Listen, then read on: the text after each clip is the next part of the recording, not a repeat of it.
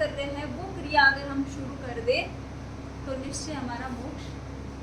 मूर्ति में मूर्तिमान को देख लेना मतलब इसी तरह से कोई दर्शन पाप नाशम होगा नहीं मतलब वो देखिए गुरुदेव की मतलब समझ में आ रहा है कि भाई मूर्ति जो अपन को भगवान की मूर्ति देती तो ये तो चर्म चक्षु से रूपी का दर्शन होगा, लेकिन मेरे को तो जिन दर्शन करके नीच दर्शन करना है तो मेरे को अरूपी ज्ञान से ही मैं उनको देख सकूंगी, ज्ञान दृष्टि मेरे पे आएगी तभी मैं मतलब रियल दर्शन होगा। अभी रियल जब दृष्टि स्व की ओर आएगी तो ही रियल दर्शन होगा।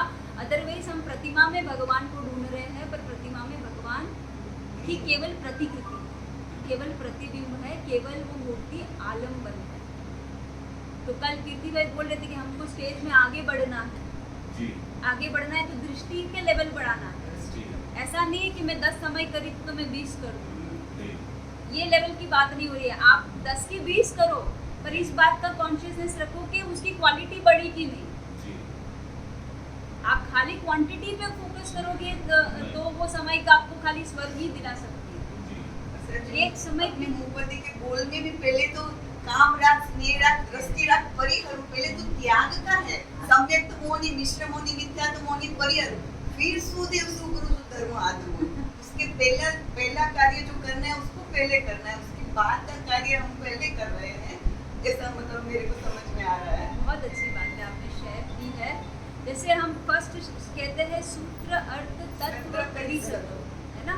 तो सूत्र भी कर रहे हैं और सूत्र के अर्थ भी कर रहे हैं, पर अर्थ के पीछे छिपे हुए सार को, तत्व को, उसको जब तक नहीं ग्रहण करोगे, उसको अगर उस स्वरूप को नहीं समझोगे, तो मैंने आपको सिंपल ये बातें बहुत टेक्निकल लग सकती है आपको, सिंपल सी इतनी सी बात है कि अगर आप धर्म आराधना कर रहे हो और अंदर से आप आनंद का महसूस कर रहे हो, आप एक अलग लेवल की जिंदगी जीना शुरू कर रहे हो, तो समझना कि धर्म की क्रिया आपकी वर्कआउट हो रही है। That's all. और एक टेस्ट है, और एक तरह का टेस्ट है कि आप अगर सकारात्मक वे में नहीं समझ पा रहे हो तो मैं आपको नेगेटिव वे में बोल सकती हूँ कि आपको पहले जितना गुस्सा आता था उससे अब कम आता है कि चेक कर। पहले आपके क्रोध मान माया लोग कैसे थे और अब कैसे?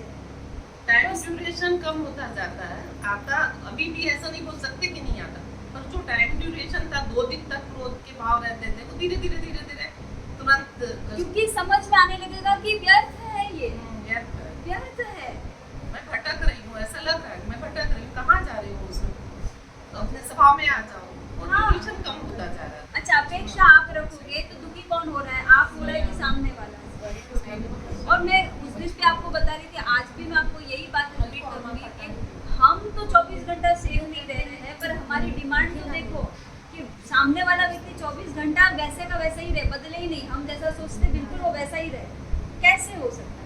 आप जैसे कल थे वैसे आज हो नहीं, पर आपका पति आप जैसा चाहे वैसा हमेशा बना रहना चाहिए, ऐसे कैसे हो सकता है? ये भी तो मिथ्या थी, भ्रम है और कुछ नहीं है।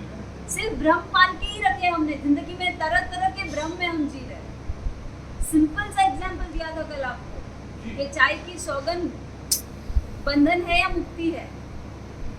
क्या है? है तो मुक्ति पर लगता बंधन जैसा।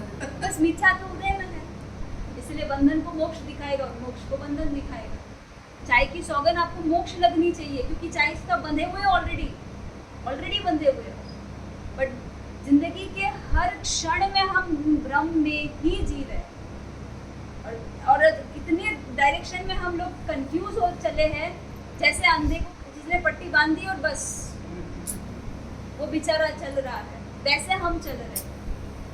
दृष्टि खुली ही नहीं है और हमें साफ दिख ही नहीं रहा है। साफ दिखने लगे उसी को तो सम्यक दर्शन बोलते हैं। जिस दिन दिख गया उसका तो फिर मोक्ष रिजर्वेशन हो गया ना, फिर तो वो तो उसका तो फाइनल हो गया, क्योंकि उसको तो दिखाई दे दिया कि मेरा मोक्ष यही है और कहीं नहीं जाना है, मुझे मेरे पास ही है, मुझे महसूस करना है। मोक्ष स्थान की बात नहीं है, अवस्था की बात है। आत्मा की ही सब अवस्थाएं हैं। अवस्था की बात है, स्थान की बात है ही नहीं। अब भी पंचम काल में आप मोक्ष का अनुभव कर सकते हो, मानोगे इस बात को?